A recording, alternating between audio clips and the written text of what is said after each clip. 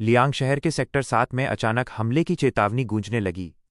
चारों तरफ अफरा तफरी मच गई और शहर के लोग बदहवास होकर इधर उधर दौड़ने लगे। तभी आसमान से एक छोटा सा उल्कापिंड सीधे एक लड़के के ऊपर गिरा। उसके मुंह से खून निकल गया और उसी पल एक अजीब सी नीली रोशनी के साथ वो उल्कापिंड सीधे उसके दिल के ऊपर जाकर समा गया। लियांग सिटी के नंबर 1 हाई स्कूल के विशाल मैदान में हवा में एक अजीब सी बेचैनी और जोश घुला हुआ था। मैदान में खड़े सैकड़ों विद्यार्थियों की निगाहें सामने बने मंच पर टिकी थीं, जहां से स्कूल प्रशासन की गूंजती हुई आवाज सुनाई दे रही थी। विद्यार्थियों, जैसा कि आप सभी जानते हैं, केवल होंगजी क्लास में जगह बनाकर ही आप भविष्य में एक कुलीन मार्शल आर्टिस्ट बनने का सपना पूरा कर सकते हैं। भीड़ में खड़े एक युवक ने अपनी मुट्ठियां भींच लीं। उसके लिए ये शब्द सिर्फ एक घोषणा नहीं, बल्कि उसकी जिंदगी का सबसे बड़ा इम्तिहान थे। मंच से निर्देश जारी रहे। यह प्लेसमेंट परीक्षा ठीक कॉलेज प्रवेश परीक्षा के पैटर्न पे होगी। इसे 2 हिस्सों में बांटा गया है, सांस्कृतिक परीक्षा और मार्शल आर्ट मूल्यांकन। कुल 750 अंकों के इस खेल में 225 अंक आपकी किताबी पढ़ाई के हैं, जबकि 525 अंक आपकी मार्शल आर्ट्स की क्षमता पर निर्भर करेंगे। शिक्षक की आवाज अब और गंभीर हो गई। उम्मीद है कि आप अपना सर्वश्रेष्ठ देंगे। याद रहे, पूरे स्कूल में से केवल शीर्ष 10 टॉप 10 छात्र ही होंगजी क्लास की दहलीज पार कर पाएंगे। अब बिना देर किए क्रम के अनुसार परीक्षा हॉल की ओर बढ़ें। हवा के एक झोंके के साथ युवक की यादें पीछे की ओर भागने लगीं। मार्शल आर्टिस्ट बनने का सुनहरा मौका, जो कभी उसके हाथ से लगभग फिसल चुका था। हाई स्कूल के पहले साल में मैं अचानक एक रहस्यमयी कोमा में चला गया था। उसने ठंडी आह भरते हुए सोचा। मेरे माता पिता मेरी सलामती के लिए इतना डर गए थे कि उन्होंने मेरी पढ़ाई रुकवा दी और 2 साल तक मेरा इलाज चलता रहा। उसने अपनी आंखों में एक नई चमक के साथ परीक्षा हॉल की ओर देखा। 2 साल का वो लंबा अंतराल उसे बाकी छात्रों से पीछे छोड़ चुका था, लेकिन उसकी हिम्मत अभी टूटी नहीं थी। मार्शल आर्टिस्ट बनने का ये शायद मेरा आखिरी मौका है। मुझे इसे किसी भी कीमत पर हाथ से नहीं जाने देना है। जैसे ही चेंडू परीक्षा हॉल की ओर बढ़ा, आसपास के छात्रों के बीच खुसर-पुसर शुरू हो गई। भीड़ में से किसी की तीखी आवाज गूंजी, अरे, क्या ये चेंडू नहीं है? तुम सच में यहां परीक्षा देने आए हो? तंज कसने वालों की टोली में से एक और लड़का हंसते हुए बोला, इसे देखो, मैंने कहा था न कि आजकल कोई भी होंगजी क्लास के सपने देखने लगा है। चेंडू 2 साल तक पढ़ाई से दूर रहा, फिर भी यहां आने की हिम्मत कैसे हुई? ठंडी निगाहें उस छात्र पर टिकाईं और शांति से जवाब दिया, तुम्हारी फिक्र के लिए शुक्रिया, लेकिन बेहतर होगा कि तुम अपनी चिंता करो और इस बात पर ध्यान दो कि तुम आने वाली परीक्षा पास भी कर पाओगे या नहीं। क्या? वो छात्र गुस्से से लाल हो गया। उसे उम्मीद नहीं थी कि कभी सीधा साधा दिखने वाला चेंडू उसे इस तरह जवाब देगा। ये लड़का फर्स्ट ईयर में तो ये बड़ा सीधा और डरपोक हुआ करता था।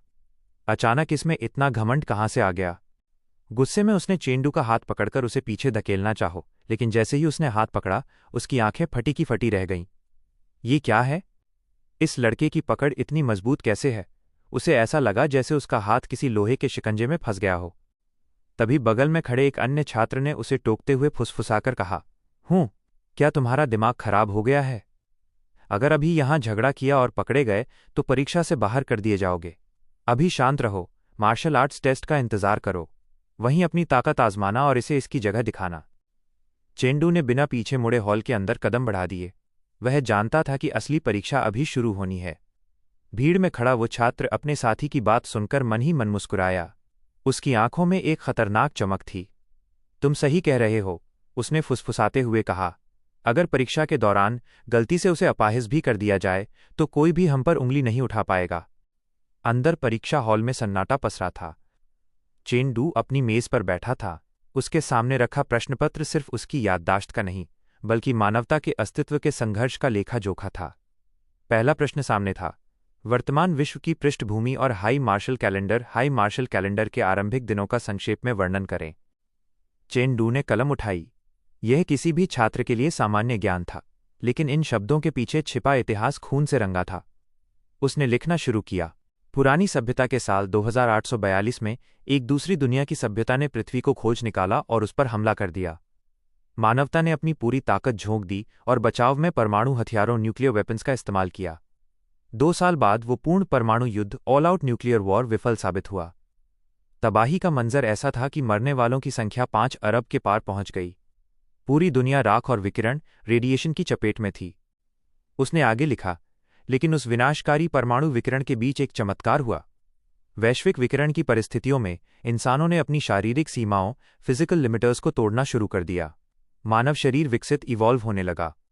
27 अगस्त पुरानी सभ्यता के साल 2860 को वो ऐतिहासिक दिन आया जब धरती के हर वयस्क की जीवन तीव्रता लाइफ इंटेंसिटी लेवल 2 तक पहुंच गई। उसी दिन से पुराने युग का अंत हुआ और मार्शल आर्ट्स के नए युग की नींव पड़ी। चेंडू की कलम रुक गई। वो जानता था कि इसी विकास ने उसे और पूरी मानवता को एक नई उम्मीद दी थी, लेकिन इस उम्मीद को बचाए रखने के लिए उसे आज खुद को साबित करना था। चेंडू की कलम पन्नों पर तेजी से दौड़ रही थी। उसने अपना उत्तर पूरा करते हुए लिखा। वही दिन पुराने युग के अंत और एक नए कालचक्र की शुरुआत का प्रतीक बना, जिसे आज हम हाई मार्शल कैलेंडर का दीक्षा दिवस के रूप में जानते हैं। जैसे ही उसने पन्ना पलटा, अगले जटिल प्रश्न उसके सामने थे। प्रश्न 2। उन महत्वपूर्ण हस्तियों के नाम लिखें जिन्होंने हाई मार्शल दीक्षा युद्ध के दौरान मानवता के अस्तित्व के लिए अभूतपूर्व योगदान दिया। चेंडू ने उन नायकों के नाम दर्ज किए। अंततः वो आखिरी सवाल पर पहुंचा। उसने पूरे आत्मविश्वास के साथ अंतिम बिंदु लगाया और अपना प्रश्नपत्र सबमिट कर दिया। परीक्षा समाप्त। उसने गहरी सांस ली। सांस्कृतिक परीक्षा कल्चरल एग्जाम का पड़ाव पार हो चुका था। अब बारी थी उस असली चुनौती की जिसके लिए उसका शरीर और आत्मा पिछले 2 सालों से तड़प रहे थे, मार्शल आर्ट्स मूल्यांकन। चेंडू परीक्षा हॉल से बाहर निकला। उसके चेहरे पर एक शांत संतोष था। जैसा सोचा था बिल्कुल वैसा ही हुआ। पूरे अंक, फुल मार्क्स। उसने मन ही मन मुस्कुराते हुए सोचा। दुनिया को लग रहा था कि वो 2 साल तक बिस्तर पर पड़ा एक लाचार मरीज था, लेकिन सच कुछ और ही था। असल में वो सिर्फ कोमा में नहीं था। उस रहस्यमयी चोट के बाद उसका दिमाग एक अजीब और अज्ञात आयाम डिमेंशन में बार बार प्रवेश करने लगा था। उस जादुई स्थान से मिले पुरस्कारों ने उसकी आध्यात्मिक शक्ति, स्पिरिचुअल पावर को जागृत कर दिया था, जिससे उसे फोटोग्राफिक मेमोरी हासिल हुई। अफसोस की बात बस इतनी है कि सांस्कृतिक परीक्षा सिर्फ 225 अंकों की है। उसने आसमान की ओर देखते हुए एक लंबी सांस ली। बाकी की कहानी तो मार्शल आर्ट्स टेस्ट में लिखी जाएगी। मुझे घर जाकर उसकी सही से तैयारी करनी होगी। जब वो घर पहुंचा तो पुरानी यादों और घर की खुशबू ने उसका स्वागत किया। पिताजी, मैं वापस आ गया। उसने आवाज लगाई। किचन से उसके पिता की स्नेहपूर्ण आवाज गूंजी। बिल्कुल सही समय पर आए हो। हाथ मुंह धो लो, खाना तैयार है। आगे की कहानी देखने के लिए इस चैनल को सब्सक्राइब करें।